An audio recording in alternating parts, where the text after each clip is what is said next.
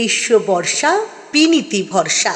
হ্যাঁ, পিনিত shopping city. নমস্কার, আপনারা দেখছেন হুগলি আপডেট। আপনাদের সঙ্গে আমি উষা। আসছি খবরে। তারকেশ্বরে জল ঢালতে যাওয়ার পথে মর্মান্তিক বাস দুর্ঘটনা, মৃত্যু দুজন পুণ্যার্থীর। তারকেশ্বরে জল ঢালতে যাওয়ার পথে ভয়াবহ পথ দুর্ঘটনায় প্রাণ হারালেন দুই মহিলা পুণ্যার্থী। আহত হয়েছেন অত্যন্ত 10 থেকে 12 জন। মঙ্গলবার সকালে আরামবাগে আদমবাদ এলাকায় বর্ধমান তারকেশ্বর রুটে একটি যাত্রীবাহী বাস নিয়ন্ত্রণ হারিয়ে রাস্তার পাশে নয়ানজুলিতে উল্টে গেলে এই মর্মান্তিক ঘটনা ঘটে। দুর্ঘটনার পর গোটা এলাকায় শোকের ছায়া নেমে আসে। জানা গিয়েছে, বর্ধমান থেকে তারকেশ্বরে যাওয়ার উদ্দেশ্যে রওনা দিয়েছিল বাসটি। বাসে প্রায় 40 থেকে 50 জন যাত্রী ছিলেন বলে স্থানীয় সূত্রে জানা গিয়েছে। আদমবাদ এলাকায় পৌঁছতেই আচমকা বাসটি সাসপেনশন বা যান্ত্রিক অংশ ভেঙে যায়, ফলে চালক নিয়ন্ত্রণ হারিয়ে ফেলেন এবং বাসটি রাস্তার ধারে নয়ানজুলিতে উল্টে পড়ে। দুর্ঘটনায় বিকট শব্দ শুনে স্থানীয় বাসিন্দারা ছুটে আসেন। তারা নিজেদের উদ্যোগে বাসের জানালা ও দরজা ভেঙে যাত্রীদের উদ্ধার করতে শুরু করেন। স্থানীয়দের তৎপরতায় বহু যাত্রী প্রাণে বাঁচেন। তবে ঘটনাস্থলেই মৃত্যু হয় দুই মহিলার। মৃতের নাম লক্ষ্মী মুর্মু, বয়স 65 বছর, ও শর্মিলা সরেন, বয়স 35 বছর। তাদের বাড়ি পূর্ব বর্ধমান জেলার ধারান এলাকায়। পরিবারের সদস্যের সঙ্গে তারা তারকেশ্বরে জল ঢালতে যাচ্ছিলেন বলে জানা গেছে। আহতদের দ্রুত উদ্ধার করে আরামবাগ মেডিকেল হাসপাতালে নিয়ে যাওয়া হয়। হাসপাতাল সূত্রে জানা গিয়েছে, কয়েকজনের আঘাত গুরুতর হলেও অধিকাংশই চিকিৎসাধীন অবস্থায় স্থিতিশীল রয়েছেন। দুর্ঘটনার খবর পেয়ে বিধানসভার অধিবেশন ছেড়ে আরামবাগ মেডিকেল কলেজ ও হাসপাতালে ছুটে আসেন পুরসুরার বিজেপির বিধায়ক বিমান ঘোষ এবং আরামবাগের বিজেপির বিধায়ক হেমন্ত বাগ। তারা আহতদের সঙ্গে কথা বলেন। ঘটলো, গাড়িটা বর্ধমান থেকে তারকেশ্বর যাচ্ছিল, তা গাড়িটা ভর্তি প্যাসেঞ্জারও ছিল। আদমবাদ ঢোকার কিছুটা আগেতেই গাড়িটা মেন পাতি কেটে যায়, রাস্তার ডান সাইডে ড্রেনে পড়ে যায়। হ্যাঁ, আহত হয়েছে অন্তত 30-40 জন, দুজন স্পট ডেট হয়ে গেছে। তারকেশ্বর থেকে আশিস ঘোষ ও কৌশিক ঘোষের রিপোর্ট, হুগলি আপডেট। মেমারিতে ছাত্রীর শ্লীলতাহানির অভিযোগে গৃহশিক্ষক গ্রেপ্তার। মেমারিতে 14 বছরের এক নাবালিকা ছাত্রীকে শ্লীলতাহানির অভিযোগে গ্রেপ্তার করা হয়েছে এক গৃহশিক্ষককে। আর এই ঘটনাকে ঘিরেই চাঞ্চল্য ছড়িয়েছে গোটা এলাকায়। পুলিশ সূত্রে জানা গিয়েছে, নির্যাতিতার পরিবারের লিখিত অভিযোগের ভিত্তিতে সোমবার মধ্যরাতে মেমারি থানার পুলিশ অভিযুক্তকে গ্রেপ্তার করে। পরিবারের অভিযোগ, পড়ানোর সময় ওই নাবালিকার সঙ্গে অশালীন আচরণ ও শ্লীলতাহানি করেন গৃহশিক্ষক।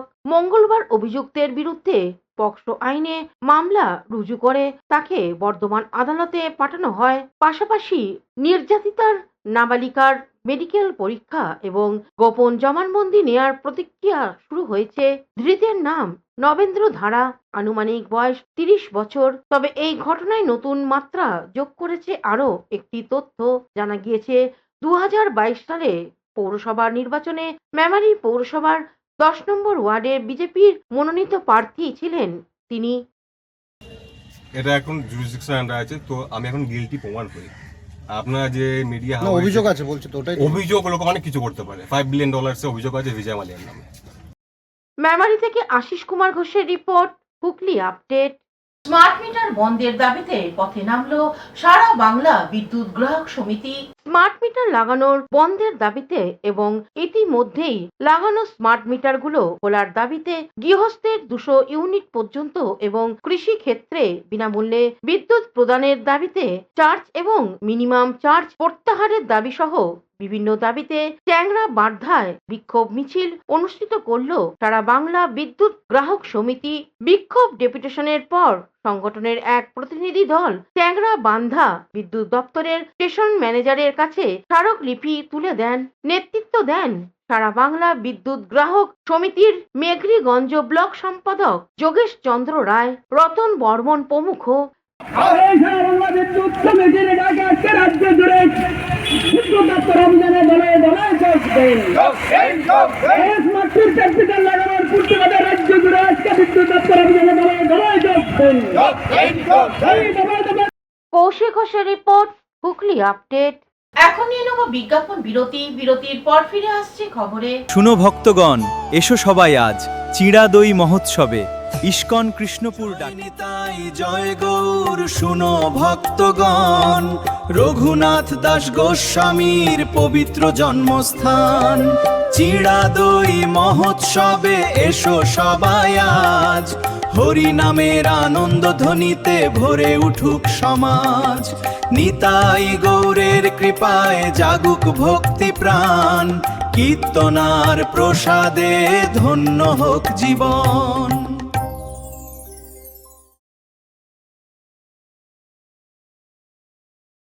Blooming Bud School, where dreams become achievements. This year, our Class 10 CBSE achievers have made us proud once again, proving that with the right guidance, every dream can become a success story.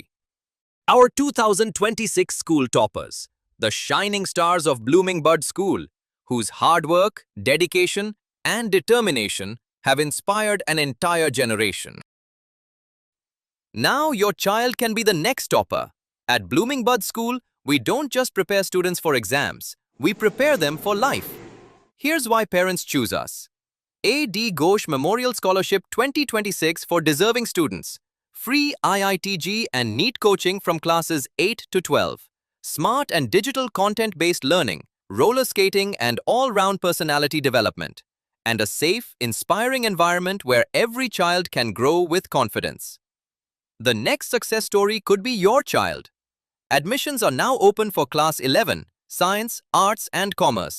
Limited seats, unlimited opportunities. Secure your child's future with Blooming Bud School today. Is a holistic weekend destination for friends, family, and couples and offers magic to soothe your body, mind, and soul.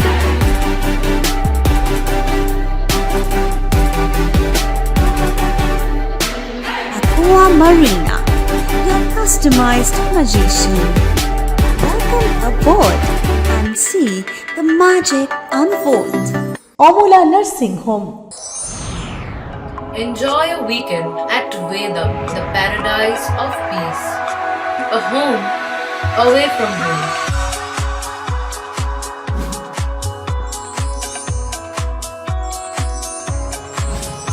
See yourself resonating with the nature. Vedam welcomes you to create your best memories. বিরতির পর ফিরে এলাম খবরে। তারকেশ্বরে সমবায় সমিতির ঘর উদ্ধার করলো বিজেপি। তারকেশ্বরে সমবায় সমিতির ঘর দখল করে তৃণমূল পার্টি অফিস। তারকেশ্বরে তৃণমূলের প্রাক্তন বিধায়ক রামেন্দ্র সিংহ রায় দীর্ঘদিন ধরে পার্টি অফিসে পরিণত করেছিল। বিজেপি উদ্ধার করে সেই ঘরের চাবি পুনরায় তুলে দিল সমবায় কমিটির হাতে। এ বিষয়ে আরামবাগ সাংগঠনিক জেলা বিজেপির যুব মোর্চার সভাপতি রতন মণ্ডল সাংবাদিকদের কি জানাচ্ছেন শুনবো। ভারতীয় জনতা পার্টির সরকার আসার পরে আমরা পুনরায় কুলটেকরি সমবায়কে এটা চাবি দিয়ে ওনাদের হাতে তুলে দিয়েছি। ওনারা এসছেন আর আমরা ওনাদেরকে বলছি সরকারি জিনিস সরকারের জিনিস, জনগণের জিনিস জনগণের স্বার্থে ব্যবহার হোক, কোনো পার্টির কোনো দলীয় কোনো নেতার স্বার্থে নয়। আমাদের ভারতীয় জনতা পার্টির এটাই শিক্ষা। আমরা তাই কুলটেকরি সমবায়কে পুনরায় এটা ফেরত দিয়েছি। এবং হুগলি তারকেশ্বর থেকে আশিস কুমার ঘোষের রিপোর্ট, হুগলি আপডেট। মহরম উপলক্ষে চুঁচুড়া শহরে বর্ণাঢ্য মিছিল। ইসলাম ক্যালেন্ডার অনুযায়ী মহরম মাস প্রথম মাস বছরের। এই মহরম মাস শোকের মাস। বিশ্বের ধর্মপ্রাণ ইসলাম ধর্মের মানুষরা গভীর নিষ্ঠার সঙ্গে পালন করেন। হুগলির ঐতিহাসিক ইমামবাড়া শতবর্ষেরও বেশি সময় ধরে এই মহরম অনুষ্ঠান অনুষ্ঠিত হয়ে আসছে। মূল অনুষ্ঠানটি হয় মাসের সপ্তম থেকে দশম দিন পর্যন্ত। এই উপলক্ষে ইমামবাড়া সংলগ্ন অঞ্চলে 4 দিন ধরে চলে মেলা এবং সব ধর্মের মানুষের মিলন ক্ষেত্রে পরিণত হয়। এই প্রসঙ্গে মোহাম্মদ দিলীপ কি জানাচ্ছেন শুনবো। আজ হচ্ছে আমাদের মহরমের 7 তারিখ, আমরা সত্যি বলি আমাদের ইমাম হোসেনের সঙ্গে এই জিতের মানে সত্যের এবং অসত্যের একটা যুদ্ধ হয়েছিল কারবালাতে, সেটা এখন ইরাকে অবস্থিত। তারই অনুকরণে আমরা মহরম পালন করি। আজকে আমাদের সপ্তমী আছে। আজ থেকে তারা আমাদের ইমাম হোসেনের উপর অত্যাচার বাড়িয়ে দিয়েছিল, পানি বন্ধ করে দিয়েছিল। আজ থেকে তাদের পানি বন্ধ হয়েছিল 9 তারিখে, মানে আমাদের টোটাল যুদ্ধ হয়েছিল 10 তারিখে, তাকে শহীদ করে দেওয়া হয়েছিল। তারই অনুকরণে আমরা হুগলি থেকে চন্দনা দত্তের রিপোর্ট, হুগলি আপডেট। বিশ্বহরি মা মনসা পুজো শুরু হলো চন্দননগর হরিদ্দারডাঙ্গায়।